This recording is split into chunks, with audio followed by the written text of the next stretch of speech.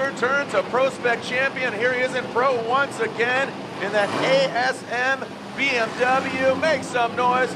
Every Rose has a Robert Thorne.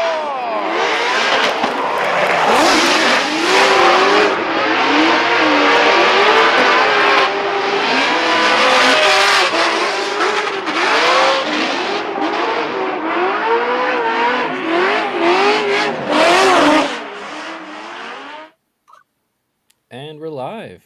I think we are. I think it worked. I don't know, chat. You can tell me if that video intro worked. But I think it did. It's working. I can see it working right now. Oh, I'm so excited. I'm so happy. I think there was audio. Hopefully there was. Again, I mean, if not, it's pretty freaking exciting what's going down on the thing right now. Yeah. What's up? We got Loco Cereal. Okay, I always have questions. Is it Michael or Michelle half the time? I'm going to say Michelle. And then obviously we got Chuck in the chat because he has my wife. Did you say that's your mom? Michelle. Shutter's saying that we're muted. What intro? I would say to that, open your freaking eyes and you could see it. Yeah. Hope that helps. Video worked and had audio. See? Chuck's nice. Chuck's just lying to us. He's the worst. He doesn't know what it's like to live stream and always worry about, hey, is this working or not? Right. This isn't FD. The audio actually works. Yeah. Oh, man. Oh, man. Well, again, thanks for everyone for hanging out already. We already got people coming in the chat. Appreciate seeing everyone again. Obviously, we got the lovely Sara here. And then we got Herbie as well. You know, got to have the... Not lovely. Just Herbie. Just Herbie, you know. It's fine, you know. We got our standard set low here, so it's good. It goes without saying. It doesn't. I need it to be needed to be said. And then obviously we got Robert Thorne coming on over here. Where actually are you, Robert? Like in the country? Oklahoma. Oklahoma. So, yep, at my house, in front of my sim. There you go. Nice. Chilling. Good background.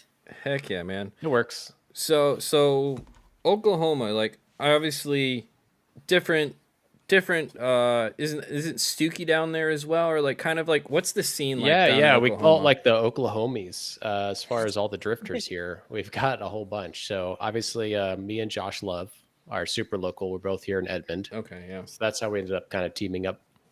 And then we've got M-Spec, Daniel Stooky, Casey Cole. You go out to just a little further to Tulsa, and then we've got Jack Davis, and then we sometimes claim Chris Leonard, just depending on how he's doing. he's in the area at least. That's amazing. Listen, Chris is my boy. The dude's absolutely nuts behind the wheel. You just gotta tame him, and then he can perform for sure. So him and I battled in Pro-Am a bunch. I mean, how much of drifting would you say is mental? Like 90% of it. Yeah. That's still my biggest thing to work on for sure. Yeah. Yeah. I appreciate Chuck's going nuts in the chat, of course. We'll ignore him for now. Yeah, good old Chucky. Is Chuck Golden Boy TV? No, Chuck is Shutter Slayer. He pretends to do media sometimes at FD. It's a good time. Yeah, he carries around like a really big camera and stuff, and he just sets it down places. I don't really know. If you saw him, you would know. I'm sure I do. I don't know like anyone's social media tags. Yeah. Well, if you guys want to check out Robert on socials, be sure to go check out. It says right underneath him at Robert Thorne 8. Go check out his Instagram. Check out his YouTube. He not only drifts, but he also does other things as well. You want to give a brief background on kind of what you do in the automotive world, because it's a lot now. But yeah, what I do in the automotive world. So I started driving, as many do, for road racing stuff when I was 8 in go-karts, and then really got into road racing when I was like 15, 16, and then I was racing Grand Am, did the 24 hours at Daytona when I was 17, grew up through GT cars, and then got into the grassroots side years later, and then started building my own cars up through the grassroots, through autocross, then time trials, and then road racing again, and worked my way all the way back up into GT cars again. And since then, man, I've just been doing anything that'll put me behind the wheel, and that somehow led to drifting. So now I'm in Oklahoma. Of course, I've got a normal job. Well, I don't know about normal, but got a job, got a side business, got a second side business, and then pretty normal anything to pave the way, and work with ASM and building cool race cars in the meantime, and of course going and running FD. So it seems like that's what everyone has to do. You gotta have to have 3 or 4 jobs just to make it out here, Yeah. I don't know anybody that has just one. No, yeah, exactly. If you say it's normal but not normal. Right. Yeah. It's like job plus side hustle 1 and 2. And that usually 1 and 2. Like a decent program, So yeah. Well, I mean, it's an interesting story coming from where you came from, because you were very successful in the road racing scene, but you decided to dabble into drifting. Is there a reason for that, or like what caused you to get into drifting in the first place?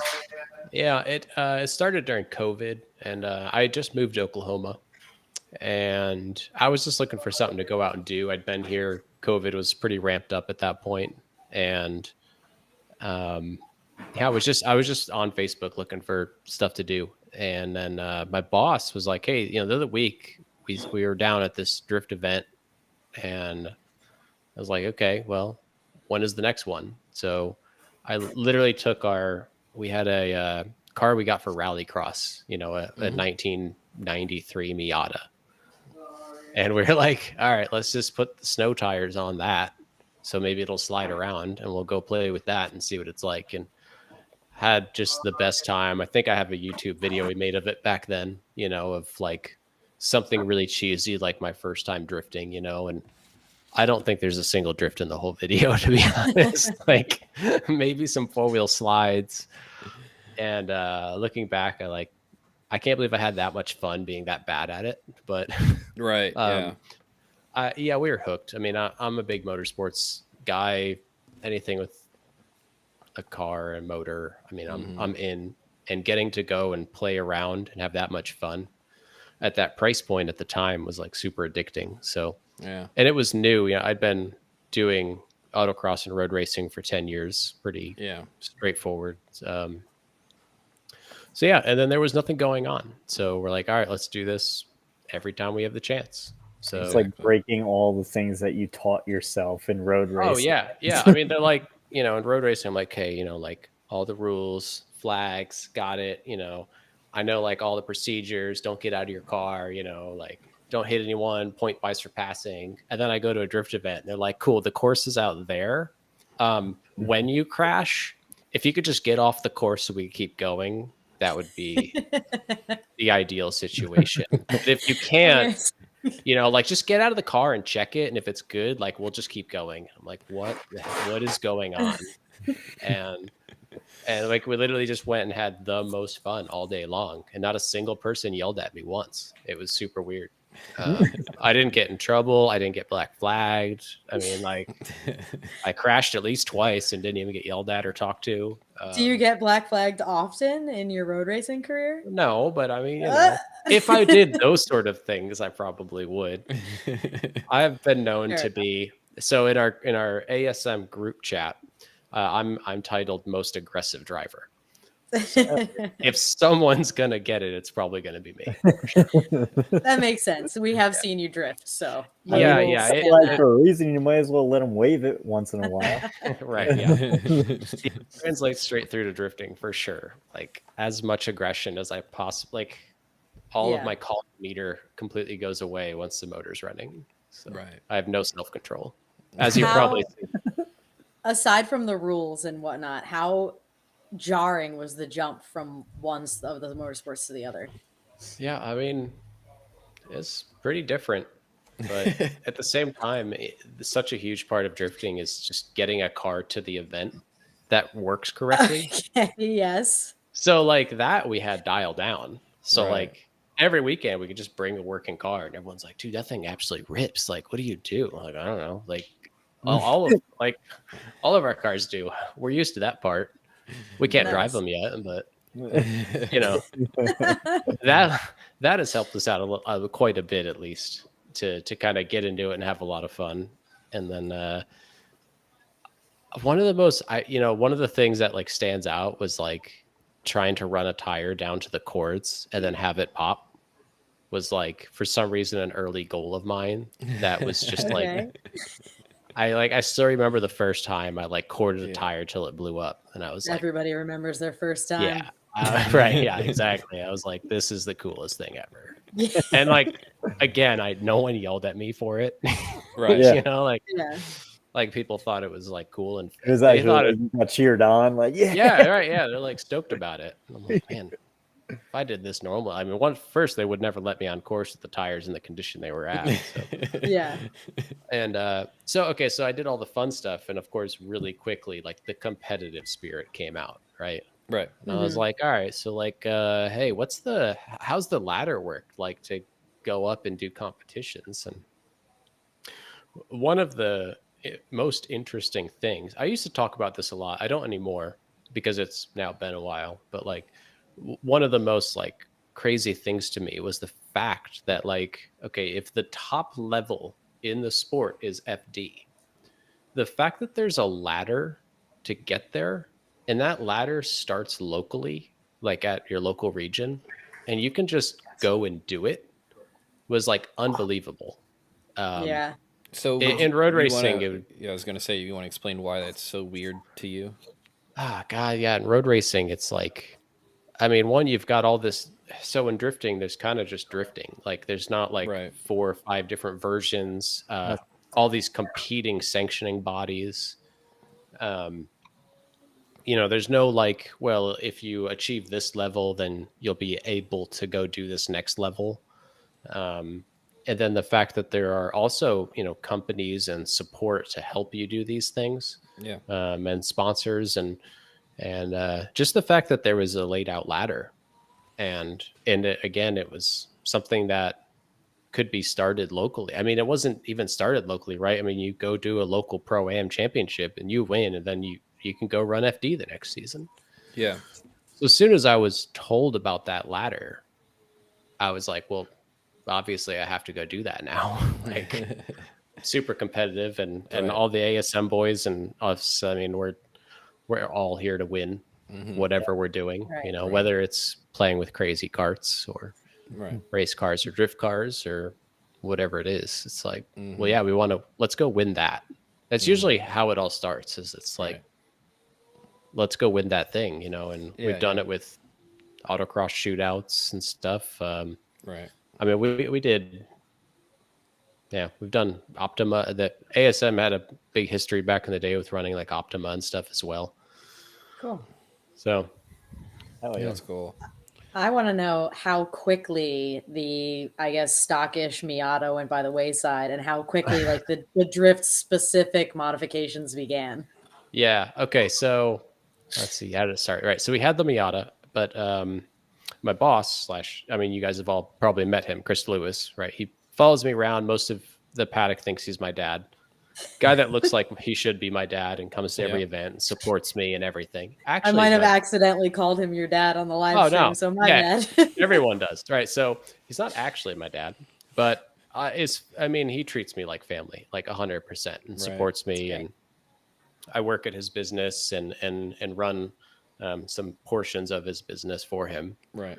And we've had a good relationship. And so anyway, so he had a V8 swap 99 Miata, which I immediately stole, of course. And I was like, have you ever heard of these things called hydros? He's like, a what? And I'm like, don't worry about it. And I got the cheapest one off Amazon I could find. It was like $45. And I jammed that thing in there. And then I went to Alpine Horizon, And somehow I convinced Adam Jabe from Grid Life, he's like, well, how many drift events have you done? Because he knew me from road racing. I'd been to events. I'd like set time attack records and run my cars there. He was like, how much experience do you have drifting? And I lied. I was like, so much, It's like 6-7 events at least. And I'd done literally one in a 93 horsepower Miata. Right. Nice. Oh my gosh. And it didn't have a cage. I told him it did. And then I welded door bars in. So if you looked in, there were door bars and then a roll coupe, but they had nothing to do with each other. I had the absolute best time at Alpine Horizon, even though I was intimidated. So again, I'd been to like 1, maybe 2 drift events. Right. And I'm rolling down the back straightaway at PPIR in a borrowed V8 Miata. And I'm like rolling up, and like Von Gittin Jr. and the whole like RTR team roll by me up to the start line. And there's like lasers and smoke and night show. And there's like some guy in a big truck jumping over people. And like, like Forrest Wang comes blowing by, and I'm like, oh my God, I'm such an idiot. Like, why did I say I could do this? And I stayed out of trouble enough to not get kicked out the first day. And by day 2, I thought I was the absolute, drifting champ, I'm sure at the moment, just because I didn't know what a manji was at that point. Oh yeah. That's probably for the best. Because I couldn't do it anyway, but I remember like getting it done right once. And I was like so stoked that I could manji. I came back and I had to explain to all my road race friends, A, what a manji was, and then B, that I did one. So where does your opinion fall on manjing the straight? Very controversial question. Oh, it's a great time. I mean, I don't know if I want to chase it, but I want to do it, Fair enough. Yeah. Right. There's no reason to stop drifting unless the tires blow up. It's true. Sure. Yeah, that's funny though. And it was stock angle on that Miata? I think for that event it was. And then right after that, I cut and welded the knuckles in his shop. So I just took them off and I just like bolted them down to a plate of steel with some spacers. And then I like marked a hole, and then I just like moved the hole in a little bit and then marked it again and cut it and re-welded it all back together. And it's been like that for like 4 years. It's still on the car. Nice. So Dang, okay. that's great. Yep. So I still didn't have a drift car. Let's see. So I had my E36 road race car, and I'd wrecked it mildly like a couple months before. So I bought an SLR kit for that and another hydro. And then I drifted that for the winter of 2020, as I was waiting to figure out what the rules would be for Pro-Am. And I was like, all right, I'm going to run this E36 for Pro-Am. It's an S54 swapped E36. And unfortunately, then the rules, I actually read the rules for the first time and realized there were rules. And it didn't meet any of them because it has like a 24-point cage in it. Like it's basically a tube frame chassis. So that wasn't legal. So that's when we built Mia, the Pro-Am chassis. And that got that same $40 Amazon handbrake in it. Nice. And some janky old LS1 I found, and we built that thing, and that's the car that won Pro-Am, and then we bolted a supercharger to it, and then won Pro Spec. That was that chassis. And then we ran it in Pro for a season. Right. Until I stuffed it into the wall at Irwindale and haven't fixed it yet. That's pretty wild. Yeah. I mean, and it's crazy how quickly you were able to get to the top level of drifting. I mean, how long did it take you to get to pro when you started drifting? It was just those 3 years. So, I did the 4 Pro-Am events. So then my fifth competition was Pro Spec at Orlando. Right. And then I did 5 events that year because I did the Riverside 50K shootout. So when I got to Long Beach and pro, that was my 10th event. Holy shit. That is Yeah. insane. So everyone's like, every time Nate comes up and gives me shit for making a mistake, you know, Yeah, I'm yeah. like, relax, bro. I'm figuring it out as quick as I can. Like, I haven't done it that many times yet. Right. That's crazy. I don't know if there is actually documented like the least amount of competitions run Yeah. before you get into pro, but you might be Yeah, in you might contention be for that, dude. fake. Probably up Yeah. there. Yeah, Yeah. Yeah. that's crazy. I had zero idea that was like that. Yeah. I it knew was- you came up quickly, just not that quickly. Yeah, Yeah. it was quick. It was quick and it was fun. I mean, that was the ride we were on, you know, as a team. You know, the team ASM is really, I mean, obviously there's a huge shop, you know, and Right. Andy has tons of support, does tons of work. But you know, as far as the ASM drift team, you know, we're just like a group of really good friends, like a lot of, you know, amateur sport teams would be, right? We're Right. a group of guys that are like, we just want to go out and do something. And this was the thing we chose to do, and that was the ride we took. It just happened that quick. Yeah. So for folks listening that don't know what ASM is, do you want to Yeah, I'll try. I could try to explain it. Okay, so for starters, so ASM stands for Andy Smedgard Motorsports. So as Okay. far as what is ASM, it is Andy. Andy is up in Wisconsin and runs a shop and has a bunch of. If I try to put it simply, you know, he builds and maintains K-swapped S2000s. That was kind of early Andy. Now he has customers that he brings to Grid Life events. He does transportation. We have an online store. We sell a bunch of things that Andy's designed and some I've designed, and then also a bunch of products. You know, we do installs and stuff for Link ECU. So Andy's a big development guy for Link. We're a development team for Moton suspension and Koenig wheels. And yeah, I mean, he does a lot of good work. There's a big If team. you go to any Grid Life event ever, you will see the ASM logo on how many cars usually in the GTLC class? Yeah, GTLC. Always Yeah, probably like 6 typically for sure. top 6. Yeah, Yeah. Yeah. Yeah. Yeah. For the festivals, I mean, we'll bring up to 13 cars. You know, Yeah, if they're not always more. in the for the top. They're festivals. always at the top.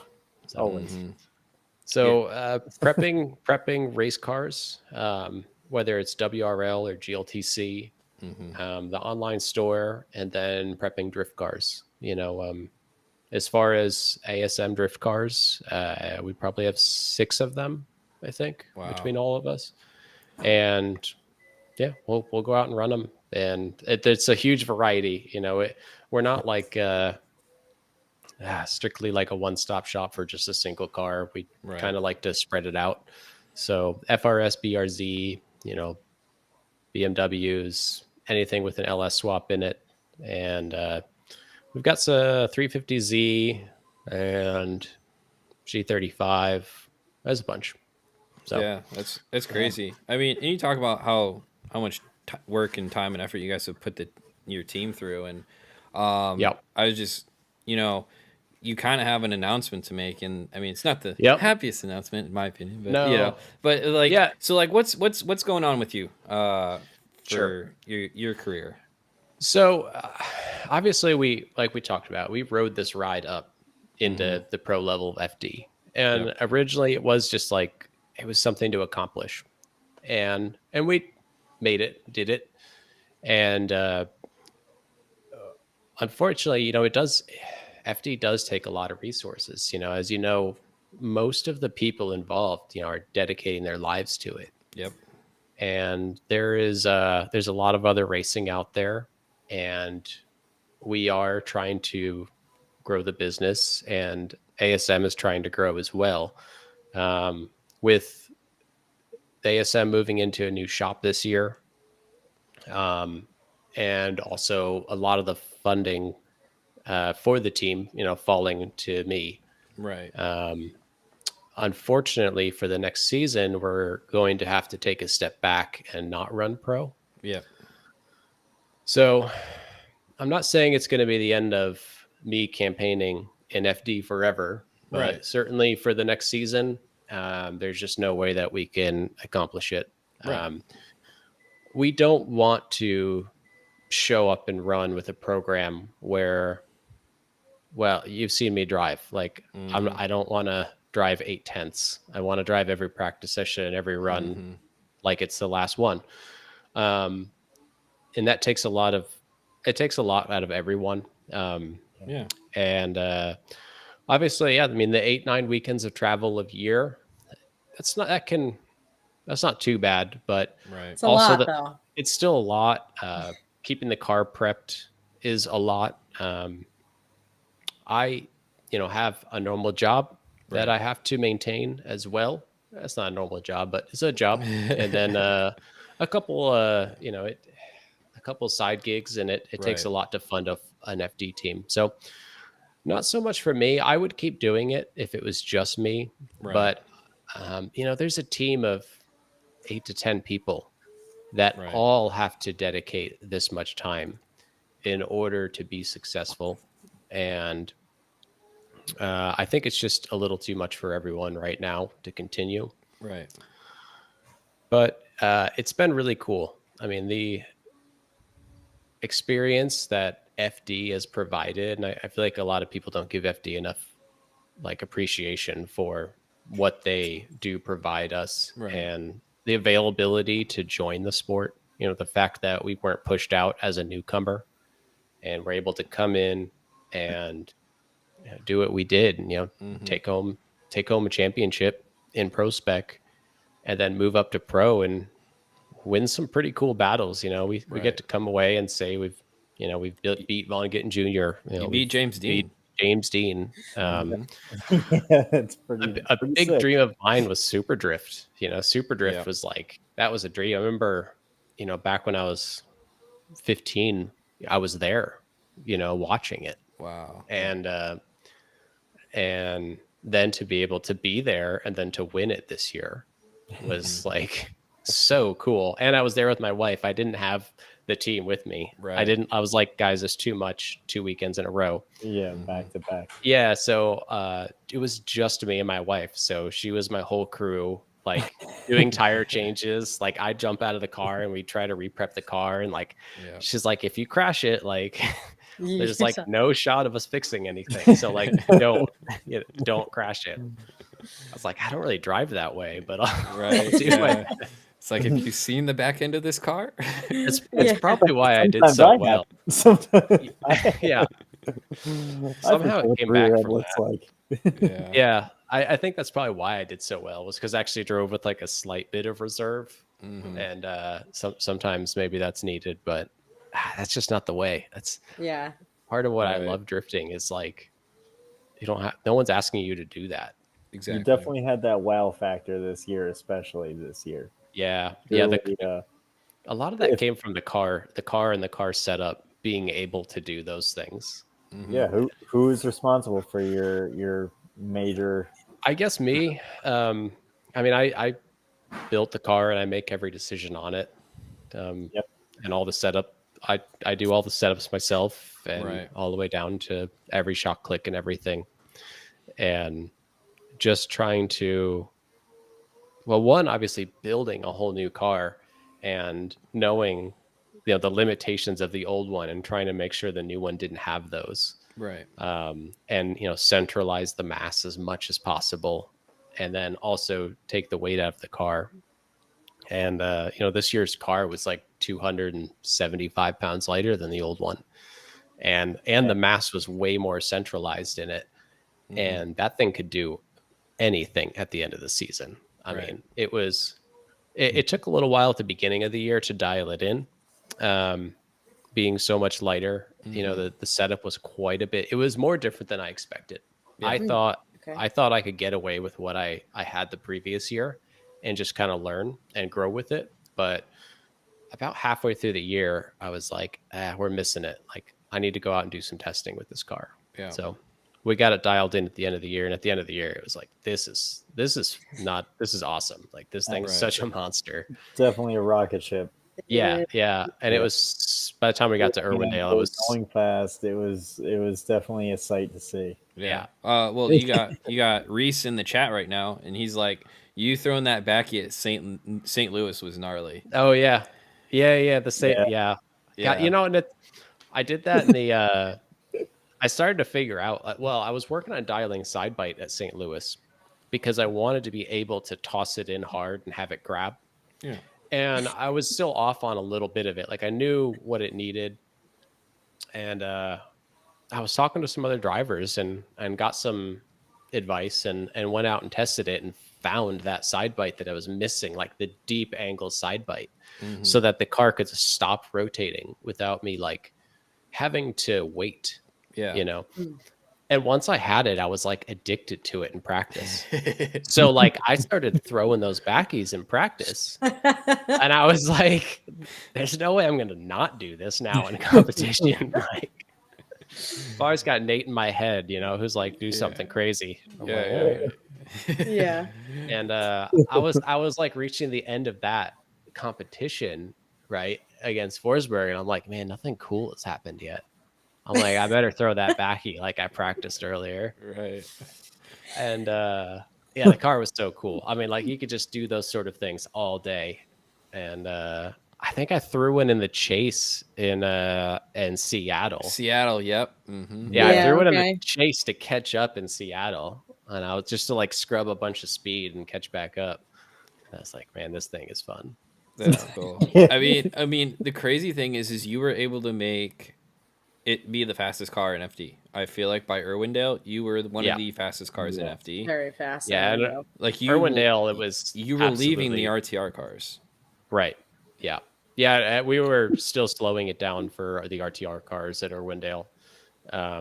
We had but the thing was, it could drive like that too. It wasn't like knife edge. So, yeah, I mean, there was a lot of changes throughout the year, and then the last bit was then once we realized we could get the car to drive that fast and that angle and under those loads, then we were just having some issues with the stiffness of the front strut assemblies. So we called up, you know, our support from Moton, who does everything for our road racing side, and picked up a very nice set of front struts to put on the car.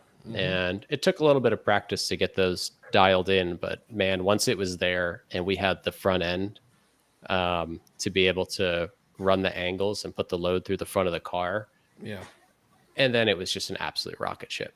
So that was like the last step going into Irwindale. And yeah, the car's cool. The car's cool. I mean, that'll be not running FD, you know, and actually getting to drive that car at the top level and I guess show like what it's capable of. Like I'm very like proud car dad, right? You know, when it comes to that car. So not being able to like demonstrate what it can do is going to be disappointing. Right. So backies aside, do you have a favorite moment from this season or a favorite round or a favorite track? Yeah.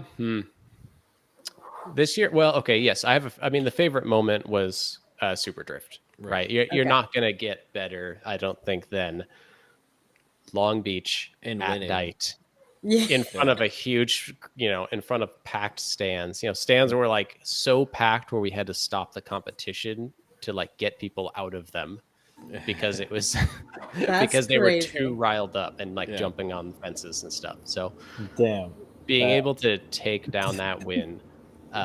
With the support of having like my wife there and like just having what seemed like the perfect event was like that was the moment for sure. Right. That was really cool. Worst event? Oh man, let's see. Biggest disappointment. Oh, that one's New Jersey. And going out. That was the first time I lost a seeding battle. Okay. And I did not get to do even the top 32. Right. So I think I was against Joao, and he's just hard to chase. And I was just getting choked up. Maybe I had the car too fast. And then he was like almost spinning across the finish line. Literally, I'm like pushing him through the finish, trying to keep him from spinning out. Yeah. And I don't know. Somehow we lost that battle.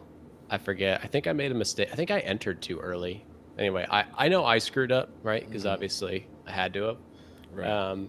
But that was the biggest disappointment. And then having to sit there for the next day, you know, Just and like, just watch everyone roll out to practice, you know, and then roll out to Yeah. 32 and have the people that flew in to support you, oh, you know, Right.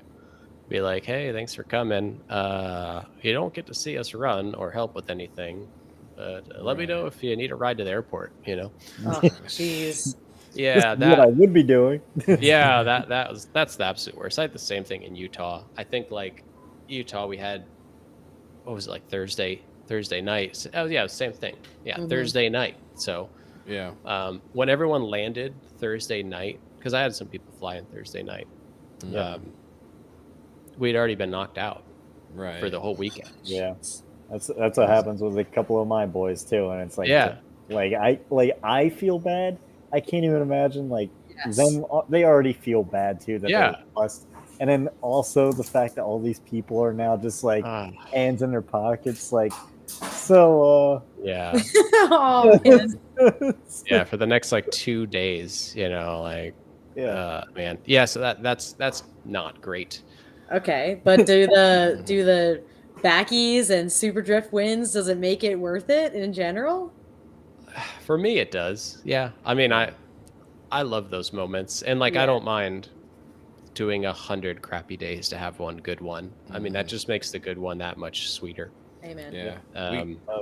Yeah. We got Yeah. a couple questions in the chat. I think when you were talking about doing your backies and What like was St. the Louis and setup stuff. change? More rear end Yeah. toe. It was not more rear end toe.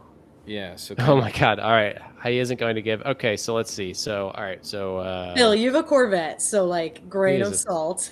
no, it's okay. So all right. As far as getting the rear to set when in that deep to set on entry, it was rear rebound adjustments. We added a bunch of rear rebound. Yeah. And I'm not sure to this day, I can't tell you exactly why that works, but for sure on entry, when you flick it in, you want the car to stop rotating a little harder. Right. Adding rear rebound helps.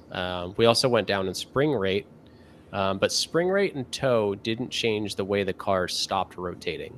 It just changed the total grip of the rear of the car, Okay. but not how it rotated. So like a bit your forward grip almost.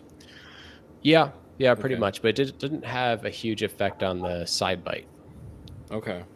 So Yeah. let's see. Yeah. Practice the stuff off of like Assetto setups and everything, or do you just? Is it just? I know that Assetto isn't obviously their No, it's setup. okay. Wonky. I don't do much setup on Assetto. I guess that feeling the setup changes on the sim. Maybe I'm not experienced enough. Well, their tire setup is not nearly Yeah. the same as what. Like Yeah, it doesn't fold on itself. There's Right. there's none of that. So the suspension setups are not actual true. It's just there, you know. Right. Two-way- They're just four like struts, and they're like, Silver. okay. For sure. Yeah, and I mean, I love. I learned how. I feel like I learned how to drift correctly on Assetto. Like Yeah. because, like I told you, I didn't have a lot of competition experience. Right. I started playing Assetto right when I won the Pro Spec Championship, Okay. and then I started playing. So I was to try and catch up because I realized like I had a very limited set of skills when it came to drifting at that point. Like Right. I could chuck it in, and we were running high tire pressures and making the car easy for me to drive at that point. And I just didn't have all the tools, in my head to fix situations. Right. Luckily, in Pro Spec, the tires being smaller and cars that year weren't like super fast, I feel like. Yeah. So it wasn't, I feel like at the end of the Pro Spec year, I still couldn't drift worth a crap. but It's all crazy worked to out. say, you know. Yeah. I think people would disagree with you, but go off. Yeah. Well, there's yeah. different levels, you know, and Yeah. the reality is when you start leveling up and drifting, you realize that previous level was really not that good. I feel like is kind of Yeah. what As you're with talking about. most things, is Yeah. like Yeah, you it's that beat your previous instinct self, idea like that you're the working. ghost car and your thing. You're competing against Yeah. your last year's version of yourself or your last event's version of yourself. Yeah, Yep. 100%. Yeah, for sure. So Let's see. if Phil it says, wasn't, is a two-way shock necessary?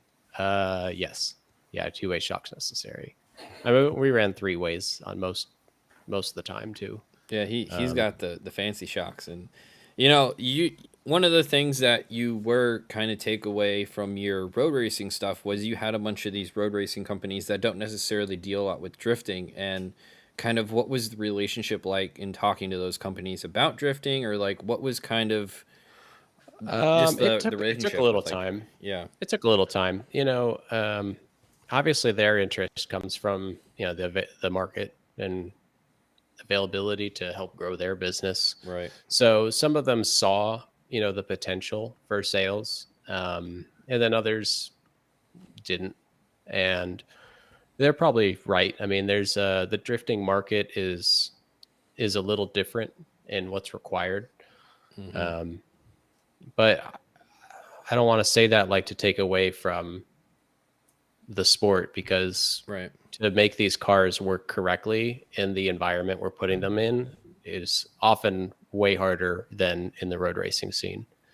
But yeah, some of them didn't see it, and some of them have been saturated in the motorsport world for Right. long enough to where it's not that they don't want to talk about it. It's just that they don't want to necessarily invest their company time and money. right, You know, you talk like Motec, you know, like they'd love to talk to you about it as long as you're willing to buy, you know, you want to buy right, something, right, but exactly, they're not going to like send you 3 ECUs for the car exactly, right, and hoping to like get funding out of that somehow. right, yeah.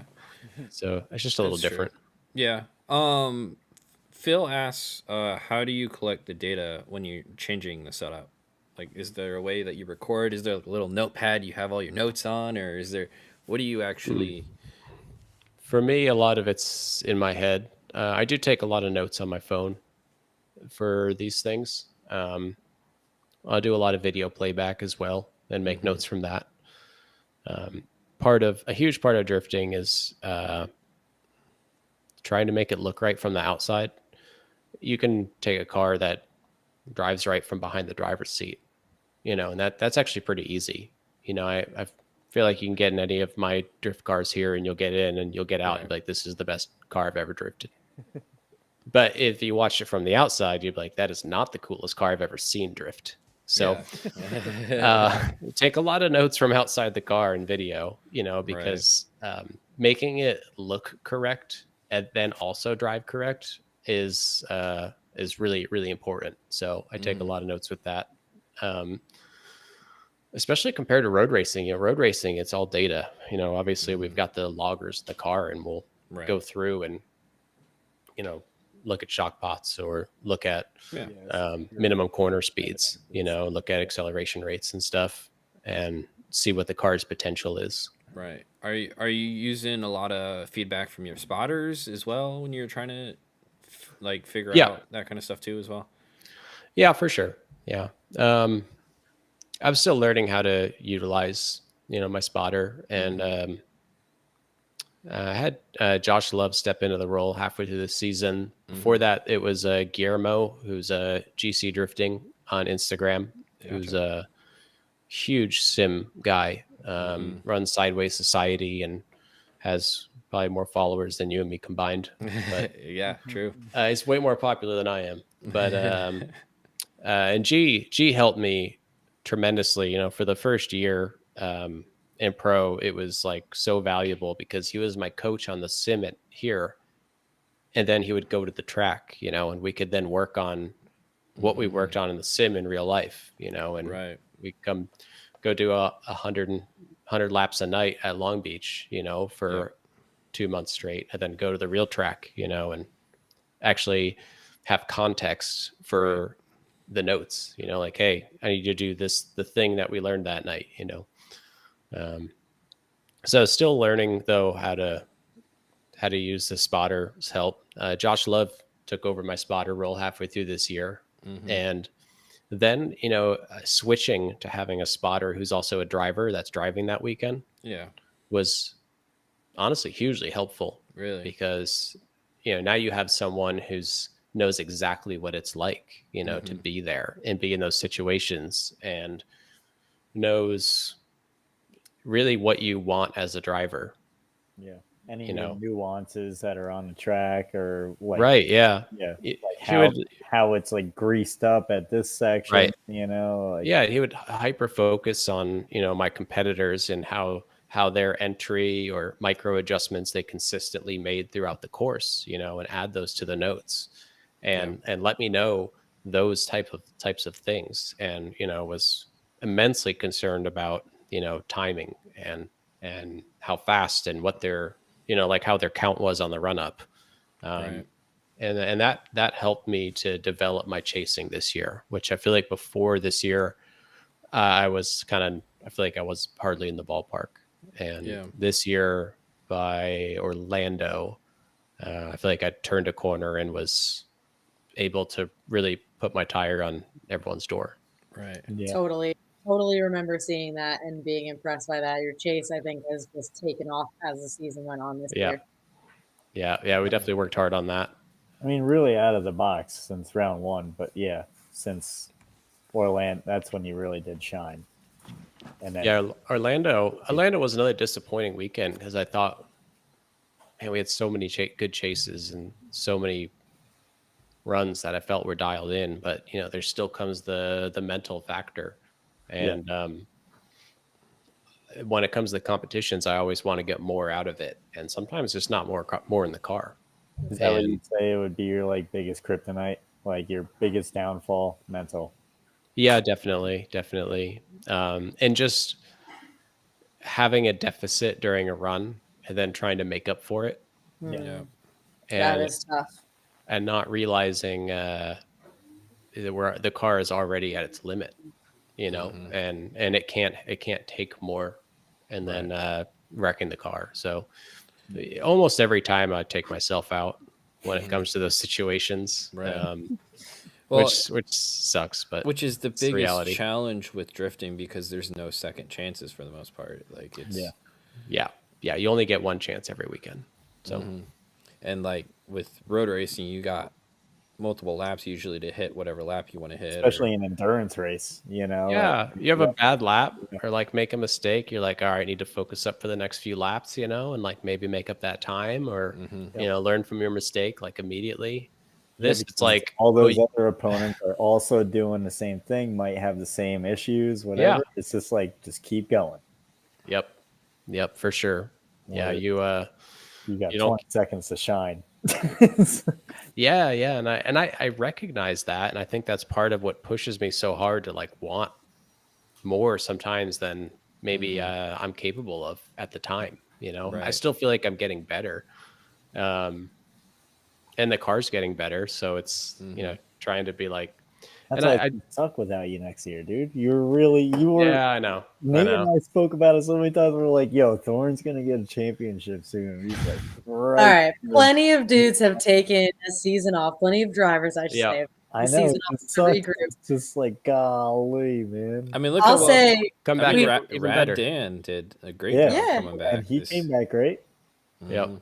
It's not like you're not gonna not drift throughout the off time too. Speaking of that, Reese wants you to come run a Gambler, which I'm sure we would love to see you out if you're ever on the East Coast. Yep. Yeah. Well, I mean, hey, now I'll have the opportunities to do all this stuff. So have a little more freedom, a little more funding available. To do a little exploring in the drifting world. I mean, I've only done FD. That's crazy. And grid life. And like in grid life events, just go and drift fun with your buddies. But oh my gosh, that's funny. Yeah, that's all I've done. So Hyperfest is a great time if you want to check out Virginia. Yep. Cool. Very fun event. Also, like there's a ton of different types of racing there. So very cool weekend. Very fun. Yeah. Well, I mean, the thing is with drifting is there's so many different avenues that which people have fun. There's obviously you have the FD side where people want to go fast, Sure. but there's teen tandem competitions, there's style stuff where all that matters is how cool, and there's even like lower level competitions like a street league over in Drift Indy where it's like Yep. lower horsepower stuff, like, and then like even the Gambler has a small tire class, so like Yeah. there's different ways to even do competitions and stuff, but not even Yep. obviously you have your own hand at running competitions too, if I'm correct. Yeah, that takes a lot of time and effort also. So I'm one of the 3 owners of Full Lock Drift here in Oklahoma. Okay. Cool. We run a licensing series every year. It's the same one I won my license in before I got involved. Mm-hmm. And yeah, so now running competitions, this is my second year. I was the race control basically the first year, and kind of developed everything that happens in the tower and race control from our side, and try to put on a very professional program. Mm-hmm. And that's taken a bit of time and effort as well. Just got into doing live stream stuff. So the last 2 events we've had 4-channel live stream, and Yep. Daniel Stuckey on the mic as our announcing nerd, and Shoot. Yeah, I mean, he has no shortage of words, that's for sure. right, He yeah, do be exactly. yapping. yeah. It's That's perfect. yeah. Dan on the mic is great because he will just ramble on for. He is like little Jared basically, except for he doesn't say send it, but there's nothing we can do to make him say it. Well, that's Jared's thing. So, Like he has to yeah. have his own thing. Yeah, exactly. Yeah, he'll figure it out. But it's cool. We had our last event. I was like, man, we got to make this cool. So we did our first night competition at Hallett. So Neat. I rented lighting, like Mhm. commercial lighting, and we lit the track for 4 corners and set up the cameras and stands, and had our first night competition, and that was super cool. And that let's see, that was won by Brandon Lons, and then Shelly Hansen won the championship, That's Yeah. right. and she got her license. And I will tell you, there's no bias there. She is and Rudy's gonna kill me because I keep saying it, but she is so much better than Rudy. A little relationship rivalry. It's okay. I'm That didn't telling hurt you. I anyone. mean, he knows. He knows. Because I mean, she's like 100% consistent. Right. And I honestly, if her car didn't break during round 2, I mean, she basically would have just won all 3 rounds. Right. So, I'm That's stoked cool. to see her. yeah. Next I was year. just talking with Kevin Wells yesterday about it, and he was like, I was like, trust me, dude, like it's gonna be good. You're gonna have a good time watching her drift. So That's so cool. Trust me. Trust me. yeah. That's awesome, man. Like, and you obviously, I'm sure you get to help coach people and tell people how to get better and stuff like that, and like kind of what people did for you, not too long ago. I feel like. Yeah. I try to do some coaching. Maybe I don't know. I don't feel like I'm like the 100% right guy for it yet. Right. But I still feel like I'm learning myself. True. But Did you have any like mentors or anything coming up? Yeah. Or you Yeah, I kinda were did. Just like me. let's see. Probably just Josh Love. I mean, Yeah. he was my main contact. Josh and I met. One, I was fangirling over him, right? Because he went to his first year in Pro Spec, he won the first round, right? And I was like, Right. dude, this dude's the man. And then it turned out he lived near here, and we both were driving E36s, and I went to Hallett, and he was there, and I was in that Miata that I borrowed, and I ended up in front of him for a run, and dude's like on my door, and I like panic and spin, and he just comes barreling through the passenger door, and I mean just drives through the passenger door, on this car, and pushes me like 30 feet across the track. I like wave and like drive back off, and I go and find him, and I like apologize for spinning out in front of him, and he's like, no big deal. I was like, listen, like his car's all smashed up. Like, why don't you come to my shop and I'll fix your car? That was nice of you. And that was how we met. He thought it was the coolest thing, and I was just like, I honestly just didn't want him to be like hate me for crashing in front of him, because I knew I didn't know what I was doing anyway. So that's incredibly nice of you, Yeah, because yeah, I don't is. know anyone else that would offer that. No, zero. It just seemed Yeah. like at the time, I don't know, and I have the ability, so to me it was no big deal. So it turned out Josh had just moved to Oklahoma also, and he didn't have anywhere to go work on his car at the time. So he was like stoked. He's like, hell yeah. Like, I don't know what I was going to do anyway. So, so he showed up and we hung out a couple times. And then when I came to Pro-Am, I was like, I started hitting him up. I was like, what do I need to do? Like, you're obviously the man to talk to. So, and you've got a BMW. He just built his E46. I wanted to build an E46. And he was my coach for the first year all the way through Pro-Am. Yeah. Oh, I mean, I think you're pretty good, solid product, for, driving 4 years now. So Yeah. it's like, yeah.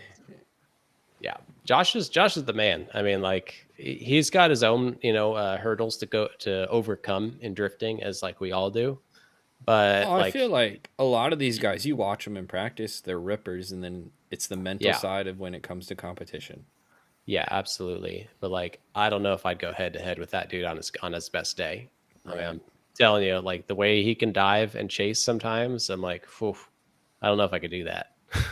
That's cool. So, Phil asks, would a G-force meter be useful, knowing if you're actually adding traction over, say, timing a run? So, like, is it better than just timing a run if you use like a G-force meter? That makes kind of sense. I mean, there's one in the car. I mean, the data loggers have them. Right. Obviously, FD uses them for their lights and stuff. But there's a lot of vibrations in the car, and you're talking about such subtleties in data that I don't think you're going to get the resolution that you think you need out of it. We have the same thing in road racing, where you can put these tools in the car, and you'll watch a lap. You'll look at the data from a lap that's 2 seconds faster than the other, and the data looks identical. Yeah. That the subtle differences that from a fast car to a slow car when it comes to a G-force meter, I don't think we're anywhere near, close enough for that to be in range. Gotcha. Cool. And Phil also asks, on a scale of 1 to 10, how much do you nerd over setup?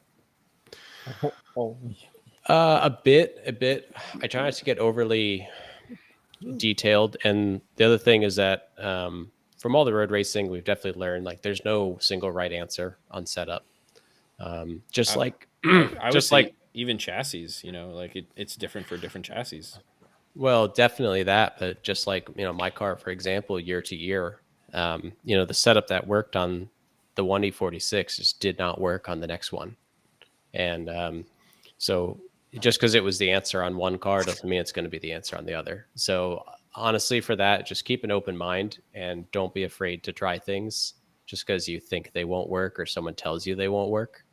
Because there's just no single right answer when it comes to what makes a car awesome to drive. Well, yeah, and like you also have to, you as a driver, I feel like has to be able to drive the car to its fullest potential, or the setup may work for you, but if someone isn't as committed as, say, you at driving the car, they're not going to like the setup. Yeah, you can make the car drive. Maybe it drives great for someone, but it's outside of your capability. I had that issue the first year in Pro Spec. Or the first year in Pro. I mean, I just wasn't ready for dealing with the understeer associated with running big rear tires. Okay. And I didn't have the inputs, dialed in to deal with it. So, maybe it became, almost a panic situation when you'd run into those understeer things because I just never had it before that. Right. So, but driving, I mean, I bet a lot of people, if they hopped in the car now, would just tell me it goes straight, There's so much rear grip dialed into it. So that I mean, it looks like it moves. Let's just say that. Drive on booty. Yeah, it do. Yeah, yeah, it goes good.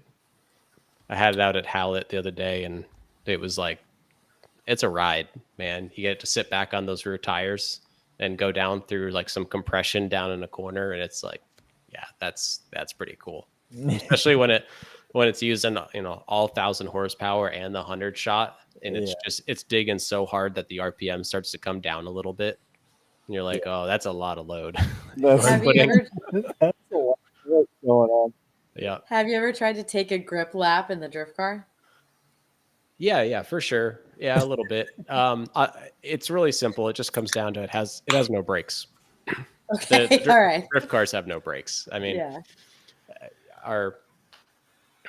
my much lighter, much less powerful E36, has twice the brakes and twice the brake ducts, and those brakes can still get hot.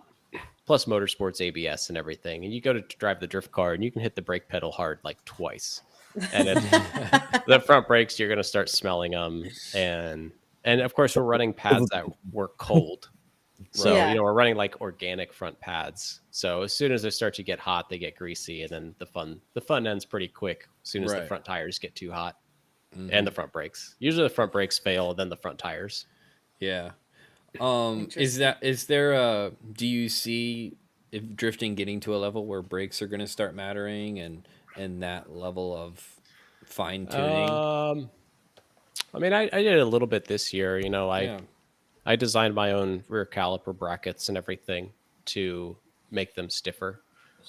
So, Well, I mean, you want to tell them what you did to the towers and everything just to make those not break? oh, the strut towers. That's Yeah. all. I feel like that's basic drifting stuff. But Yeah. obviously, they got stitch weld and seam welded where they could, and the reinforcement bars that come up from the frame rails and everything. It's all kind of stuff I probably should have had on the first car. Yeah, because how were you bending it? Like how did you bend it? Like what caused it to bend the first time? Last time, Yeah. man, I mean, I just barely tapped the wall last time. I think that the thing just from the load driving it around was bending all season. But yeah, in the old car, I mean, the strut tower basically just shifted all the way up until it was hitting the hood before. So Oof. that one was dang. getting pretty bent, and then all the seam welds ripped off, and then we had it held together for grid life with a ratchet strap. Wrapped it around the strut tower, and then I took the passenger door off and I connected the ratchet strap to the lower door hinge, and then I ratcheted it down to pull the strut tower down, and then I cut a hole in the door so I could put the door back on the door hook. This is And the I most closed it. drifter sounding thing I've ever heard of. Literally. Yeah, so I had a ratchet strap that held the strut tower down when I was running it at Laguna. And of course, I've got Dang. Larry Chen like chasing me as I'm trying to throw 360s down the corkscrew. Every time I hit the bottom too hard, I start tearing the ratchet strap. Oh my gosh. We made it. Let Survive. Jesus take care, Amazing. baby. Yeah, hell yeah. I love this type of stuff. So Yeah. Shout out to Phil. we got $10 from Phil. It's actually how much cooler yeah. are blue cars over the rest. Oh, Jesus. Let's see. So, the old car color was, you can only have people ask you, why did you choose those colors so many times? I think it's that Orange color and there. green, huh? It just not. Yeah, orange and green. We're like Okay, very so big Brazil almost guy. I thought it would be cool. I don't know. One step away. Originally, I wanted the Mazda 787B, right? The Le Mans winning car has that color scheme. And I was like, no one in drifting is doing that color scheme. And then we put it on the livery, and it turned out how it did. And for Pro Spec, a lot of people liked it in Pro Spec, and a lot of people didn't like it. And then for Pro, I brightened all the colors way up, and then everyone hated it. I was like, I mean, it got attention in the photos. I mean, the car was true. plastered all over SEMA and stuff. But Yeah.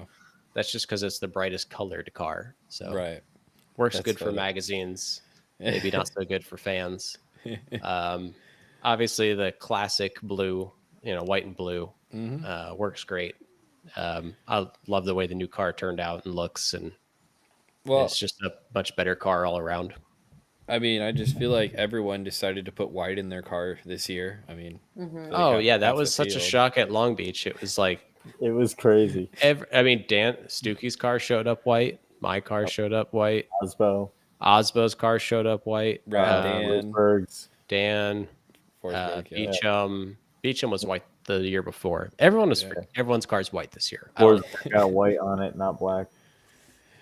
Yeah. know. Right. Yeah. It was so it was fun. big year of the white car. Yeah, it was. But Even Power's car had a bunch of white on it this yeah, year. True. yeah, you know, it's one of those things where it's like, oh, well, I'm glad everyone copied each other. Sick. It's trends, dude. It's just trendy, yeah. Well, and like no one copied because it's like, you start designing those way before. Yeah. Well, obviously, yeah. Yeah. Like, you know what? I feel like I want to do this year. And then everybody's also thinking the same thing. I wonder what started it. Someone had to start it. I don't know. Someone saw some Instagram post. It was like, yo, that's sick. Yeah, it had to have been. Is there another car that you would want to drive in FD that you've just watched and you're like, man, that would be really interesting to just see how it would feel behind the wheel? I feel like everyone would have almost the same answer because everyone's going to say an RTR Mustang. I mean, if you want to talk about something that looks like it drives different than the other cars, I feel like that's kind of the one. I mean, yeah, I got to take the two opposites here. I'd want to take a lap in the Corolla, and then I want to take a lap in the RTR. And I mean, those. Of course, I want the Corolla with the 4-cylinder in it, not the 6-cylinder. Okay. Yeah. So it was interesting because I thought Turk was going to do better this year because of the more power and the little bit more reliable and yeah. I mean, he didn't do so hot. I was talking to Turk, and he's at the first half of the year. I asked him, I was like, "So, how is it with the 6-cylinder?" And he's like, kind of pouty about it.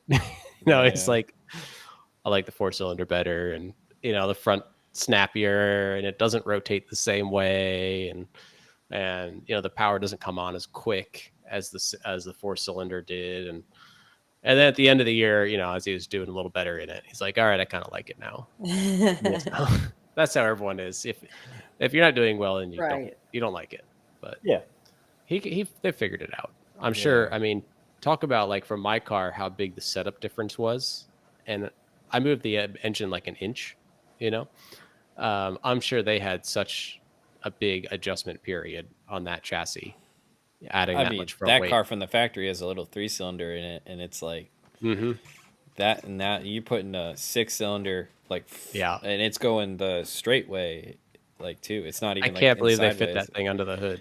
It's crazy. It's wild. Greg asks, best seat time car. The real question is, have you had any seat time outside of a Miata and an E36/E46? No. Literally nothing. So I did my first couple laps at Road America at Grid Life, right in Andy Smedgard's LS swapped BRZ, and that was different. I don't think I've turned a single lap in an S chassis. That's almost a crime, honestly.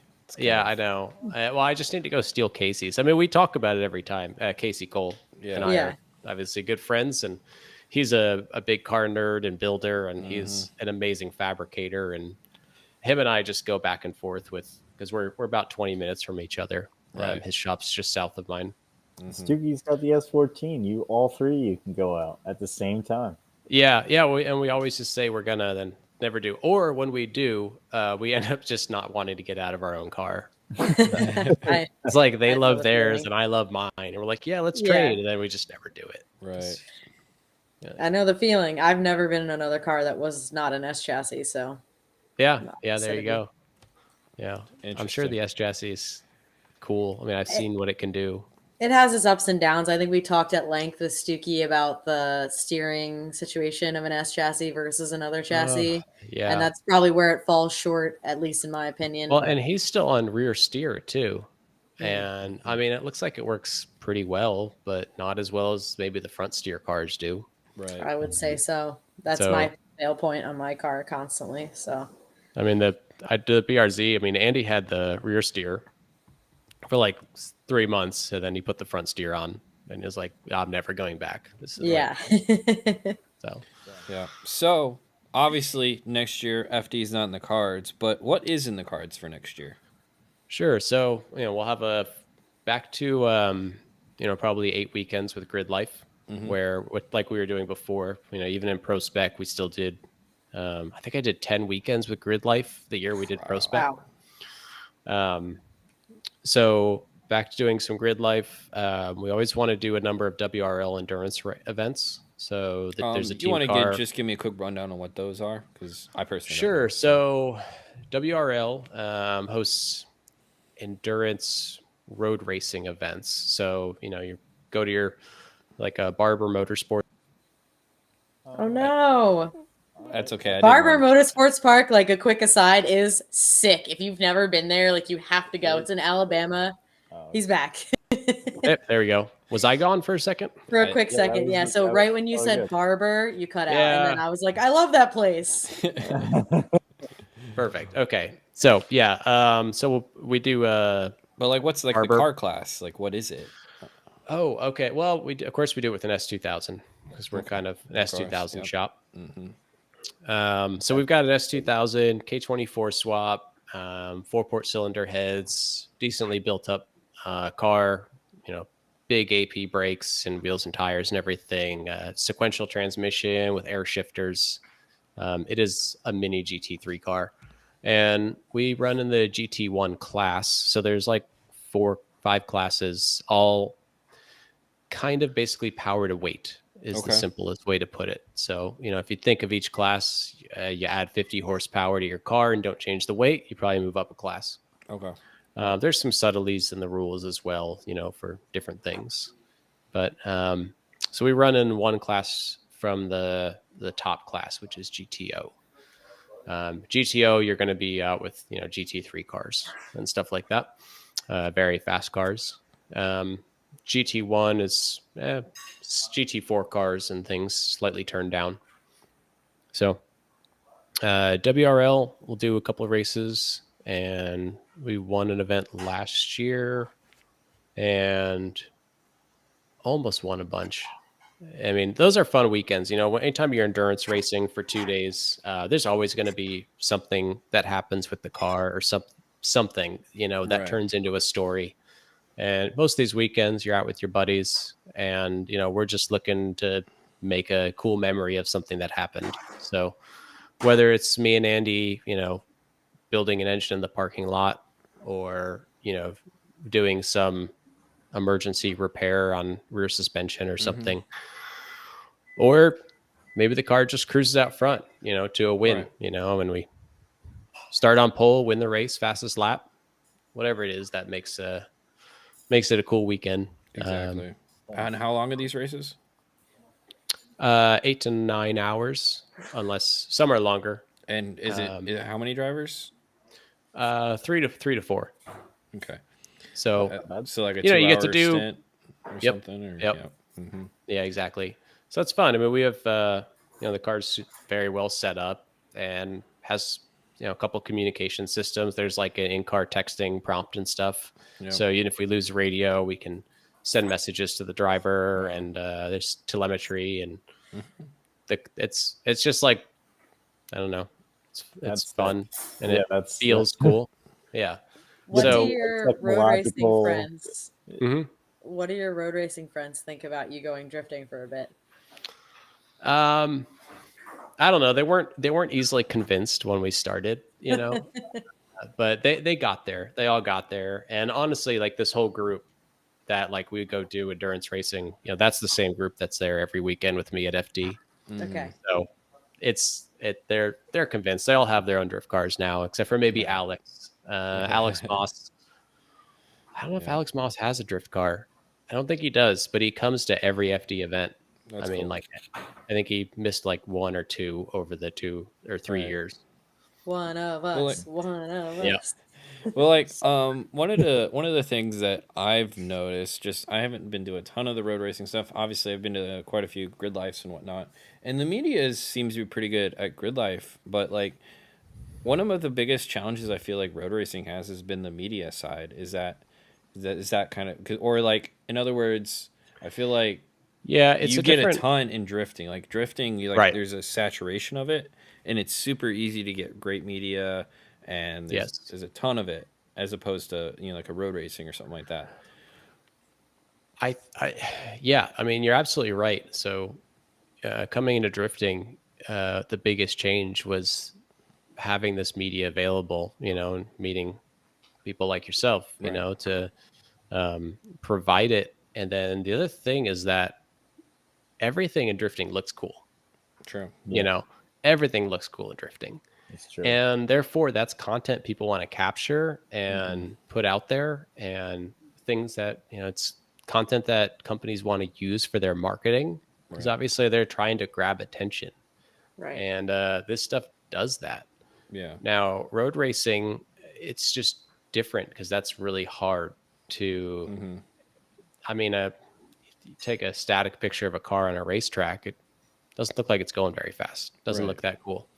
You take a video of it driving by, and there's not much context to it. You try to take a 5-second clip of any car on a road course and turn it into something that millions of people want to watch.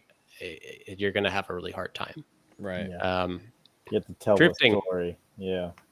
Yeah, unless there's a big crash or something. But then trying to capture a crash, you got tracks, with 27 corners. Exactly. So yeah, multiple miles long. And being there in the moment and in the right spot is hard. Where Nate, you can go to the FD event and set up 3 cameras, and you're gonna capture any crash that happens from 2 angles. Yep.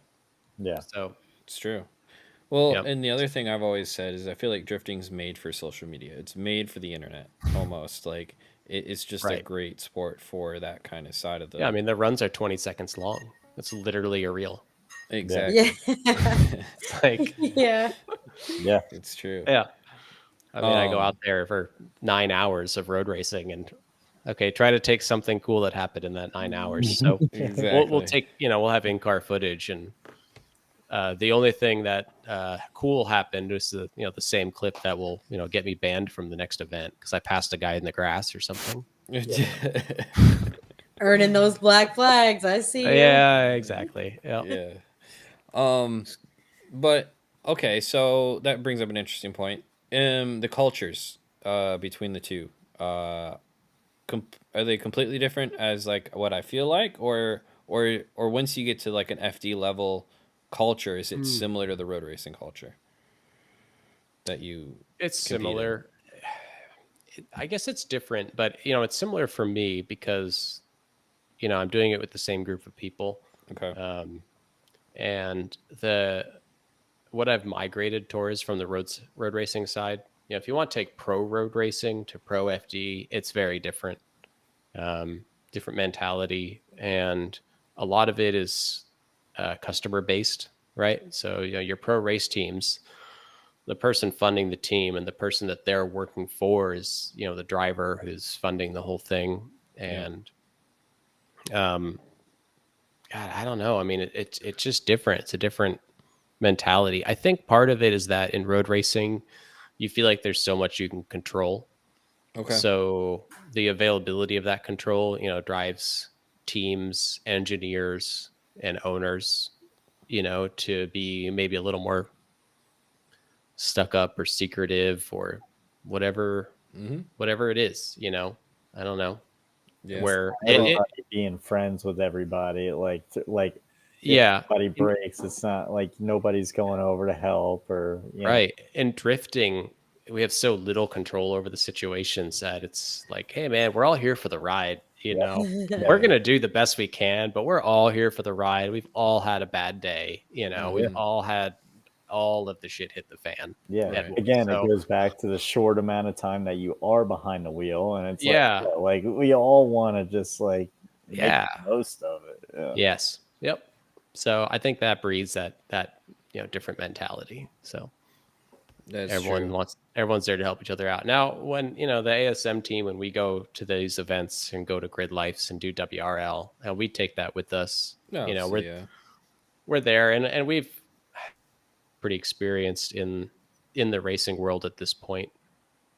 I've been doing it for 15 plus years at least, and we're like, we're there to make the most of the weekend and have the best time, and try to finish the highest, but at the same time know that more than half the time it's just not, something's going to happen. Exactly. And we might as well try to enjoy those moments as well. So. Exactly. Phil, I think, asked the ultimate question of this entire interview, and it's which is more fun, grip or drift? Which is more fun? Well, drift. I mean, drifting's more fun. Well, you said it earlier, not to cut you off, but you said it earlier. Even when you felt like you sucked, it was still a load of fun. I can speak to that immediately. Even when I was years of just being bad, I was still having a really good time. Yep. Yeah, it's just a lot of fun. I mean, you go out with your buddies, even outside of competition, and go and just try to get some doors with you and the bros, and I mean, you're gonna have a great time. Now, part of it for me is that I did the one thing for so long, so I did road racing for so long, right?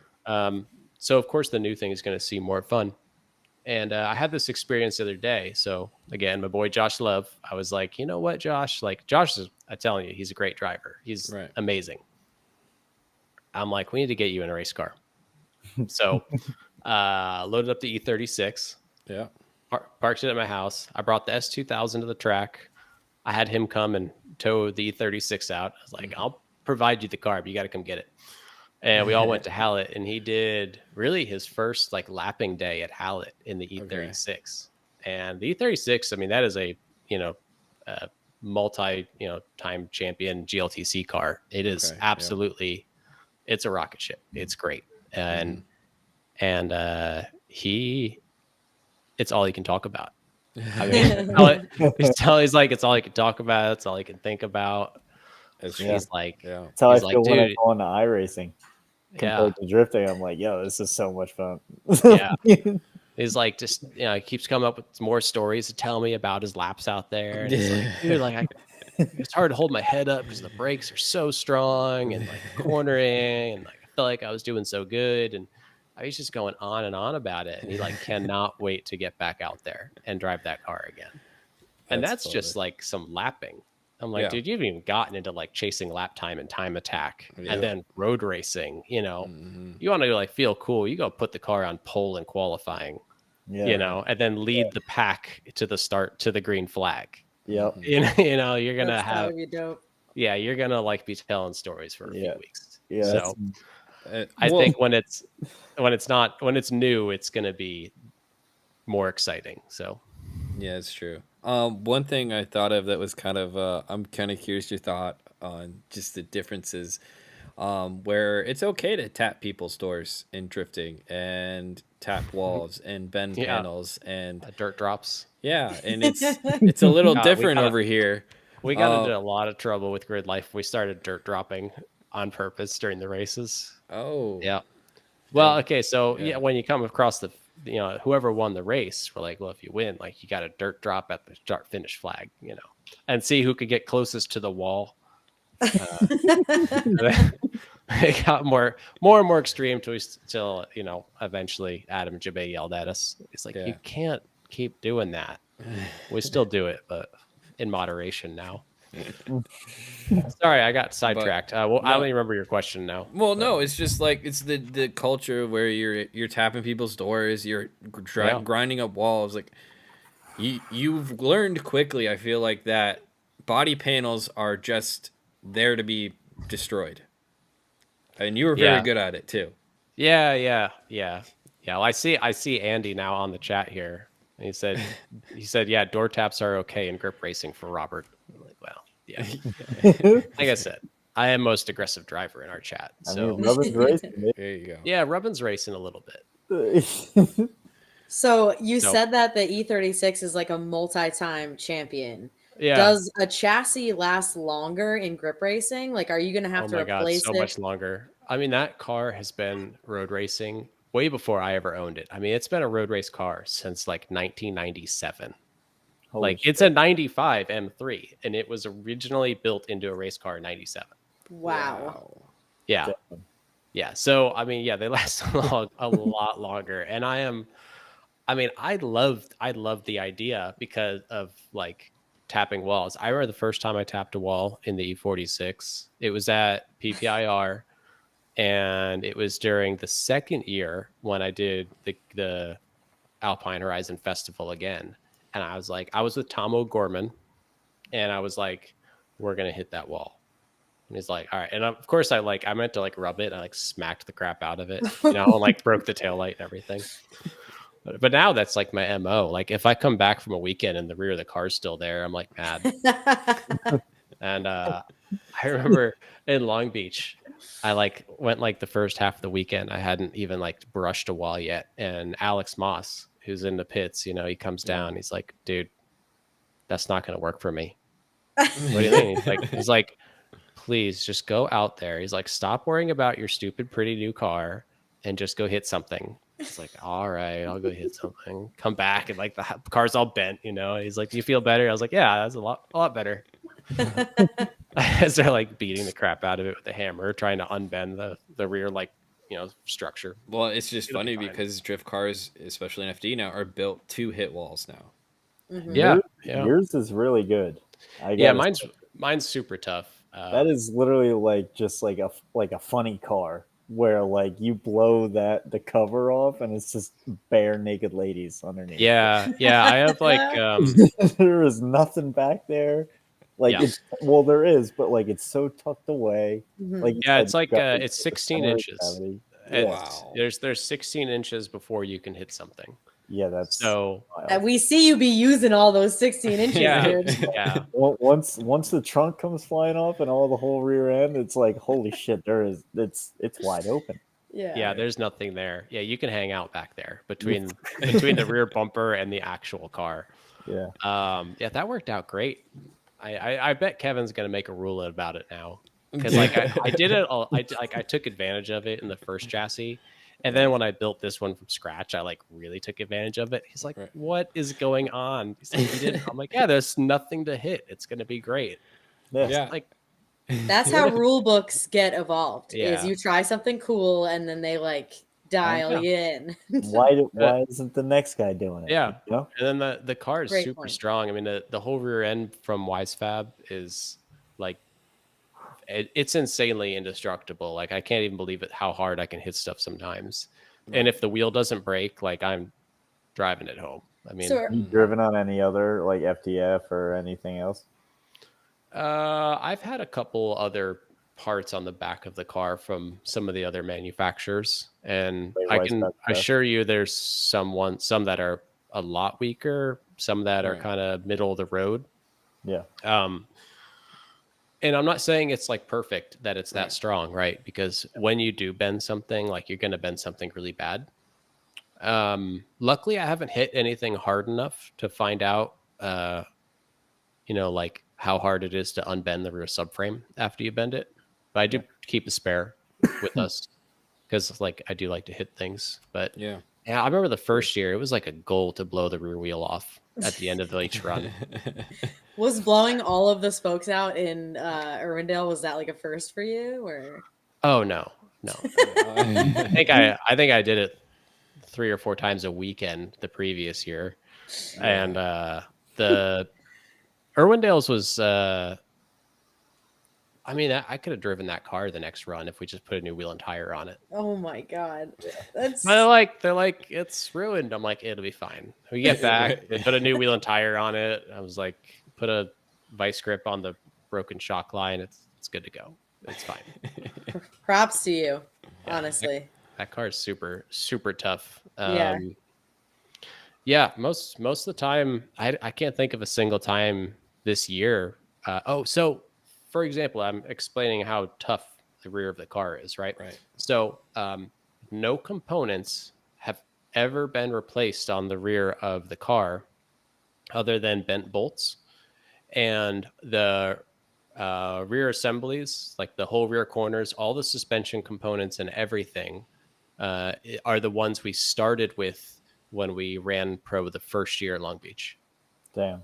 Wow. So That's crazy. never replaced any control arms, axles, shocks, brakes. That's not true. I put new brakes on the car, but yeah, this stuff's now Koenig is probably mad about all the wheels I broke. Yeah. I think I broke like 16 rear wheels or something. I'd Holy rather the cow. wheel be the fail point, to be Yeah, honest. but that's with you. like, you want to fix a car in a 5 if all you have to do is Right. replace the wheels. Every time we come back in, like the car is just on the ground. There's no wheels and tires. They drag it off. And Kevin comes over and sets down his 5 clock. We just jack it up, put 2 tires back on it, and set it back down. And we're like, all right, we're good. Are you gonna That's check amazing. anything? Or like, check what, man? Like, Are you gonna check anything? like, it's been fine for 2 years. That's probably still fine. Like, Do you think there's something to be said so you have a 5-minute call, right? You replace the broken things.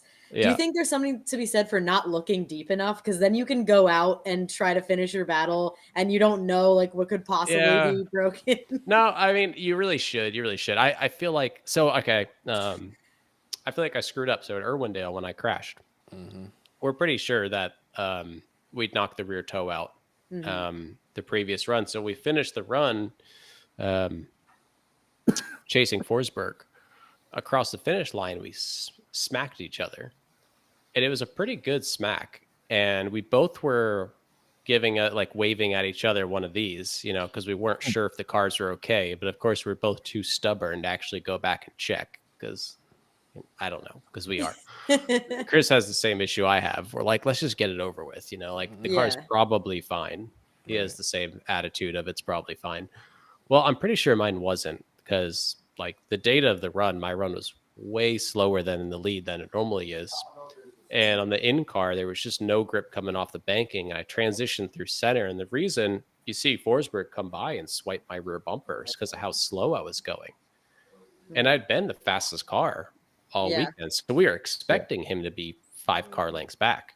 And instead, he's hitting the rear bumper. And then I transition into the last zone.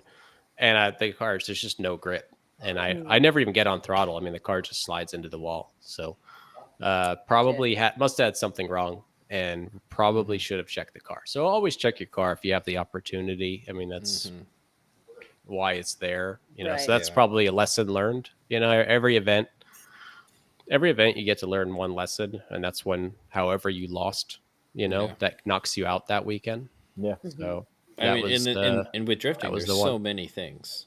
Yeah. So many little things. Yeah, there's so many things. I mean, I remember my first one I still remember, and that was just getting left at the line. And I was up against Hobson in Orlando, Pro Spec, my first run. And he's sitting there, and he just launches. And it was the first time everyone else I'd been up against just kind of rolled off the line, and I rolled off with them. And Hobson just hammers it off the line and leaves me 5 car lengths back. And that's how I lost the battle. And I was like, I am never going to let that happen again. So I probably still did a couple times, but at least tried not to. Right. One of the things Dimitri said actually last time was that the top guys are able to kind of change the run-ups if they want to, or half the biggest challenge of his biggest challenges was the run-ups. And in the chase for the top guys. Yeah. I mean, that's a lot of just taking notes and getting used to it, for sure. Everyone has their own run-up rhythm. And I don't know if I ever encountered someone really changing their run-up. Right. I'm sure it happens. And it might not even happen on purpose. I've certainly have done it, when you're not expecting. Yeah, exactly. Because the rhythm starts so early, and if like the rear steps out a little before your time, and now you've got to try to adjust your timing. Shit! To the first corner, and you've got 200 feet to try and fix it, and sometimes your timing just gets crappy, and the course changes so much, as grip comes and goes on that run up. So one of the things for sure was trying to. I mean, we did a bunch of testing locally where it was just straight line testing. Basically, it was 60-footing the car, drag racing Really? stuff. Yeah. So trying to You make do, sure like, that thermometer testing on like the ground and everything. nope, never got into that. I didn't But know. Like, probably should have. I ask a lot of like people, and a lot of them I feel like they don't. Honestly, I know Jones' team does. I think Really? RTR does as well. I saw RTR them doing does, Jones does, Sorensen does. A lot of the teams do, and then they base their tire pressure changes on track temp. yeah, that's how I So- always yell at my boys that they don't. They're like, I that kinda- doesn't do nothing. Like, I mean, I like, just it kind of feel it would. out. I'm like, you can't. Like, you Robert's can't like, I got the type- fastest car here. I ain't worried about it. Well, that was like, part. You asked like, did I check the temperature? I was like, no, because I just want it to be as grippy as possible. Right. It's Yeah, like- you're feeling We're just out and making stuff, setup yeah. changes You're until it doing was the like, same thing, just feeling it otherwise. Yeah. yeah, He's yeah, just airing down, like choking up and hauling ass, dude. pretty You much. still got a beat on? Yeah. All right. You can't just air down endlessly too. 'Cause Yeah, I know. the tires get weird, like, and that was another thing with the lighter car was like, oh, we can go way lower. On the old car, the back of the car was heavy and it wouldn't deal with it. And then Koenig also switched us to a wheel with a knurled bead that was a lot tighter. Yeah. Okay. The bead and the barrel of the wheel were much more rigid. So that changed the way the tire performed at different pressures a lot. So we could quickly really change the car just changing wheels. So there's so many subtleties to pick up on, but yeah, I mean, we ran some crazy pressures a couple times when we were searching for how much can we get out of this thing, but every car in the field hits the same wall, and that's how much front grip can you deal with, how much. Yeah. You can always overcome the front of the car at some point. Yeah. Yeah. Malik asks, who is the biggest marketing influence to you? What traits did you inherit that allowed you to grow your program and brand? Marketing influence. Is Well, there I mean, an obviously, automotive guy that you kind of looked up to when you got started road racing and stuff like that? no, not really. Not that I can think of directly. I always had hero drivers and stuff, but marketing early on wasn't on my mind. As far as an influence here in FD, I mean, it's the whole field, especially in pro. Everyone seems like a marketing pro. I look at Forrest Wang, and the Go Nuts brand, and the work that they put in at the track every weekend to set up their booth, their branding and promotions and everything. I mean, that's a whole business, that they're working to put up every weekend. Obviously, RTR is a brand and a business. They bring a whole nother truck just for that. They bring a whole other truck just for that. You take Reader, last year with 8 pop-up tents and the whole link setup, with all the ECMs and questions and answers and fully branded there to. I mean, if he's not talking to someone, he's wiping down his car because he's too proud of the shiny red paint on it. I mean, on Reader's car, it's actually painted red. Yeah, it's a nice deal. It's for sale right now if anyone wants it. Yeah, for sale, fresh red paint painted by Travis himself. Exactly. No, you're right though, because like with the marketing side, it is such a big way that a lot of these drivers are funding their programs. There's a couple daddy's money's cars out there, but like a lot of them it's either they own a business and this is how they spend the money from their business, or they're getting money from companies and doing it. So because if doing this on a shoestring budget isn't impossible, I think Hearst has proved that's possible, but it's not fun and it's not easy. Yeah, for sure. You need the budget for it to not kill you every weekend just to get there. And we kind of struggled with that ourselves a little bit. And that part of the sport. It is true. Let's see. Favorite Malik, driver. yeah, Malik also wants to know who is your favorite to like. Who do you look forward to battling or even lead. practicing? Okay, so I can break this into two categories because one, there's a favorite driver, and then there's also favorite car because your car works best with every car has like their own momentum around the track. Okay. Where they're fast and where they're slow. So like for example, like my car won't follow and lead like an S chassis very well, right? Because I'm going to come into the corner too slow for them, and then they're going to hit me, and then I'm going to rocket ship out, and then they're going to be mad about that. And, and then if I'm chasing them, I'm going to be like, oh, they left me, on the run up, and because they're freaking drag race cars. So favorite car, I absolutely want to chase an RTR. For some reason, like our cars match perfectly. Like anytime I get to go practice against any of the drivers, if it's Vaughn or James or Hobson or Denofa last year. I mean, like I just know that like our cars are going to stay glued together for the run. And there's not going to be any like weirdness to it where like I feel like I'm going to need to check up and make an adjustment, or they're going to have to check up for me. They can chase me. And every run I had with Denofa the year before, he put a mark on my door. Every single run, even if I felt like I wasn't on it, because he's like, it's so nice. Our cars like just run together around the course.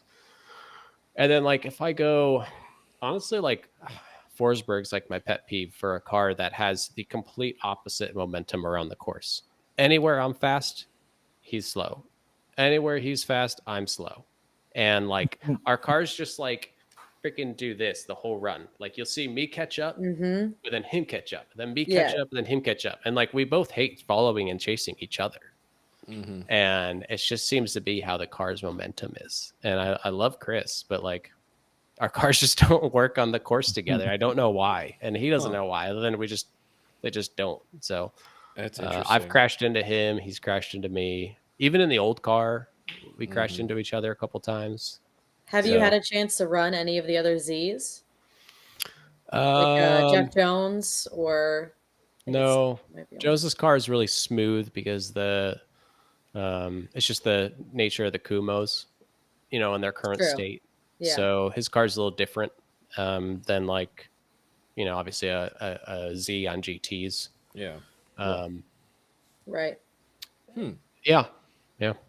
That's interesting. I also love, as far as a driver I love to be out there with and a lot of people are just going to say Rome, and I'd have to agree. Rome is consistent, heads up, a lot of fun to drive with, fast, smooth. I don't know. Dude hits all his marks. Right. So, and the car sounds great with that BMW engine. Like it's cool. That's a cool car. Yeah. Yeah, it's super fun. I had a bunch of obviously any BMW. Me and Connor had so many practice runs at like Orlando. And we only hit each other once, so that was pretty good. Not bad. Connor's pretty aggressive himself, so we just kept chasing each other closer until one of us crashed into the other person. Right. Well, I was told I feel like he as a driver drives differently than most other drivers, though. It's I was trying to channel that a little bit and get that understanding of keeping your nose pointed the right way. He's not worried about where the back of his car is ever, but he keeps the front tire in exactly the spot he wants. So trying to have that hyper focus to keep the front tire, at basically at the seam between, the front door and the front fender. And no matter what happens to the back of the car or your momentum, just hyper focusing on keeping that there. He is so good at that. If you watch, his front tire placement, it's not that he gets there and other drivers don't, because a lot of drivers get there. It's just that he stays there. And he also gets there quicker than anyone else because I think he's just so focused on it. But you'll see the car be at different angles, but doesn't seem like it's a concern. And honestly, that's I think what looks so different to other guys. It's true. Is that he'll push the car to beyond what most people would do to make sure that one thing happens at all time on the course. Right. He'll take some angle out just to make sure it's there, kind of thing. Yeah.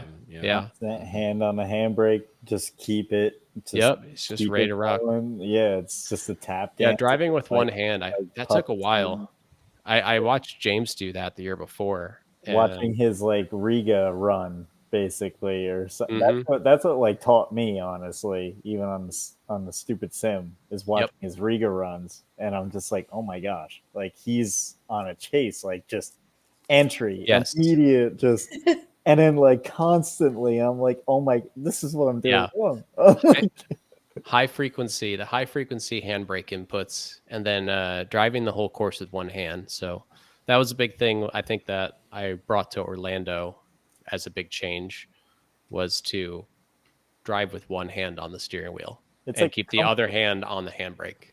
That's really what it comes down. It's like it in my head. It's like almost like, okay, time to win. Like now you're like, this becomes more of like the actual profession rather than just like having fun. Is like now like you're taking yourself out of your comfort zone in a way of just constantly having to like work it more and more.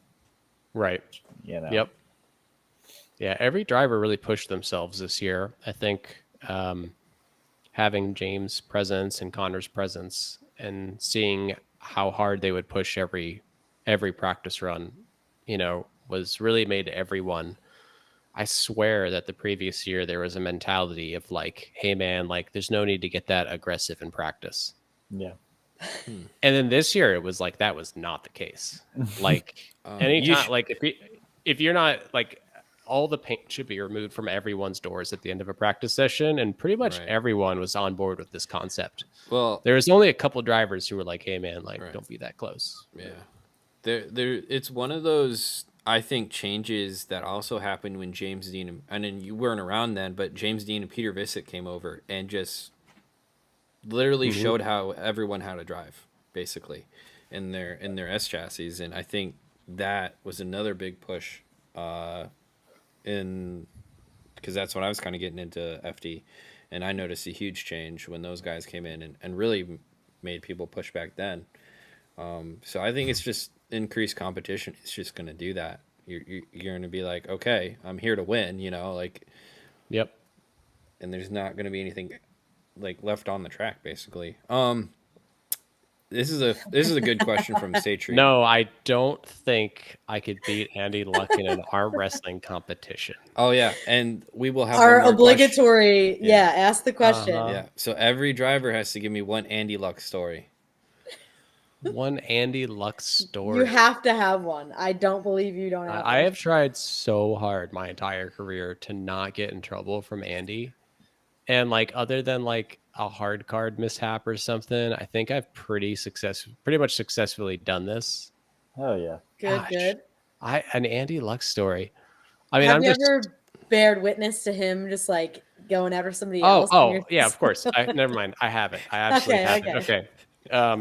Okay. Second round in FD, right, for Pro Spec, and New Jersey. Nate, you were probably there. Oh yeah. So this is the cheerleader incident.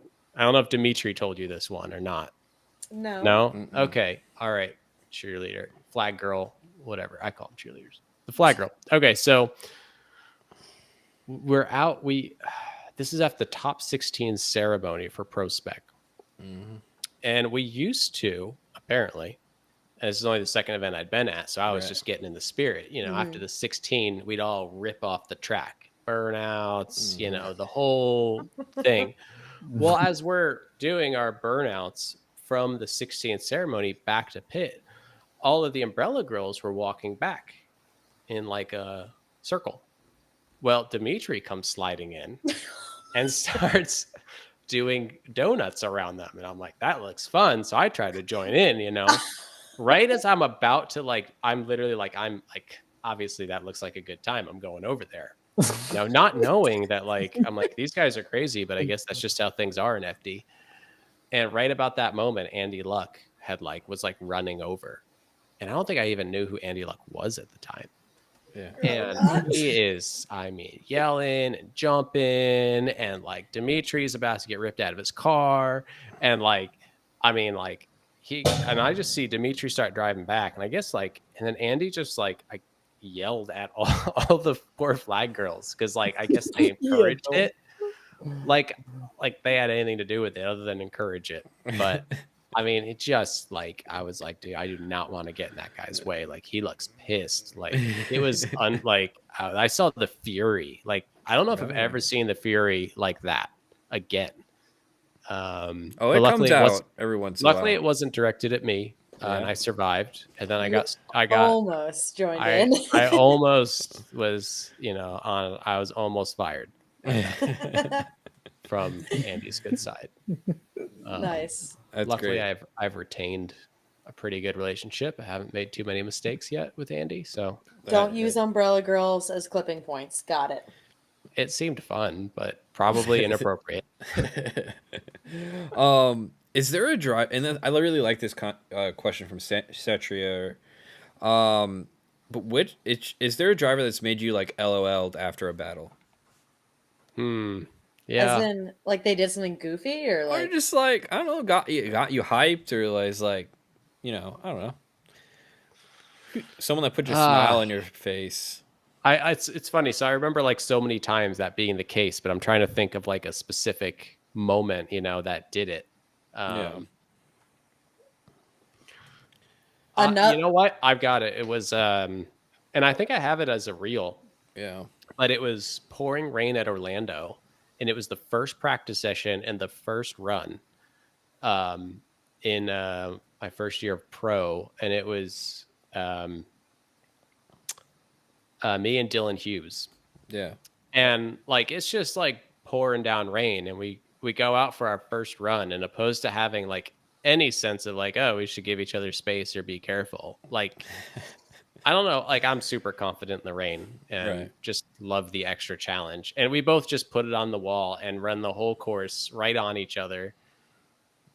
And I just thought it was so funny that like he was willing to do that too, like he was like all about it. And I'm like, all right, so I'm not the only crazy person here. Cool. Right. Cool. I'm not the only one that's this messed up. That's like wants to take the added risk of it pouring rain on a first warm-up run of the weekend and just like full YOLO. Send it. That's amazing. I mean, I think he won in Orlando in the rain, I think 2 or 3 years ago as well. Right. So, yeah. Well, that's what I was thinking of when I pulled up behind him. I was like, I should give him space. And I'm like, you know what? He's probably got it. He'll probably be fine. I'm not Seattle guy. He's good. He's probably good. He's good. I'll probably be good. We'll make it. It's going to be fun. That's great, man. I'm not going to miss out on this opportunity. Yeah. I think it takes that confidence to be able to compete at that high level anyway. Just like believing in the other driver, believing in yourself. Yeah. Even in the rain on your first practice lap of the weekend. That's great. That all worked out. Amazing. So obviously next year you have a little bit different agenda, but is the plan to drive the pro car at different events, or are you going to build something else, or you have something else? Well, I want to get the S2000 back out. So I've got the Turbo S2000, the Big Bad Wolf, and it's kind of currently just like a retired time attack car. Okay. So I want to get that out and do some more events in it. I'm still going to bring the pro car out. I mean, we're going to bring that and have it on display at the festivals and do some drifting and I don't know, whatever other cool events we can come up with. But yeah, definitely want to get the S2000 out and do some time attack. And I heard that Ferris guy's pretty quick and, Damn, going after the big man. Hey, there it is. Shoo-wee. Got to. So, yep. There you go. Oh man, it's almost been 2 hours already. It's crazy. We're Dude. Almost at time. Do we have any more, like any last minute questions? Anything you want to say, or anybody you want to shout out? No, I mean, I just want to, like I said, it has been a long ride. I feel like I kind of forced half these guys to follow me down this road. So just to thank them for actually doing it and supporting me for 2 years, or 3 years now, on this journey that takes up just a ton of time and effort and money from everyone. So thank you guys for doing this. Thank you to my wife for being there and supporting me. And it was a pretty cool, fun time. So on to the next big adventure for a little while. And then we can always circle back to this. I want to get I always said that it's Andy's turn next. So Mr. Smedgard himself is an extremely talented driver. So I think he's going to be next in the hot seat. And that'd we'll be see. great to We'll see. see. We'll see how he fares. So, Yeah. Do you want to tell the people watching your Instagram handle one more time so they can follow along on your adventures? Yeah, it's Robert_Thorne8. Yeah. And where can they check out your old school drifting videos on your YouTube? Oh man, I think it's just Robert Thorne Racing on YouTube. I might have changed it to Robert Thorne 8, but you'll find it. Type in Robert Thorne Racing, you'll find some shenanigans from the S2000 and drifting a Miata with a blurry camera and some nonsense. So, absolutely. Yeah, make sure you guys follow him along, support him, support our drifting homies. Thanks for being a cool guy. Yes. I do what I can. I have a feeling out this past year. Yeah, I have a feeling it won't be too long before he comes back and starts ruining people's days again. Oh yeah, I look forward to this speed. Anybody that really, that sees that this is a good man, give this guy some extra cash and let him compete this year. Let him keep his day job and let him. Right. One day we'll be back for sure. Heck absolutely. Also, don't forget to obviously check out Sara and Herbie. Thank you guys for being here and not teaming up on me too bad. See, I told you it's just like a hangout or just a bunch of homies chatting it up. It's perfect. Yeah. And again, thanks to everyone in the chat, all the great questions that we had. You guys have been awesome. Rock. Obviously, Phil, thanks for the $10. Always appreciate Phil. The help. And again, shout out Herbie's beautiful hair. Thanks, Chuck, for the great comment. And I think that's where we're going to end it. Yesterday, look how long it is already. Dude, looking good. And I think that's how we're going to end it off here. So again, thank you everyone for watching. If you want to like and subscribe and share the stream,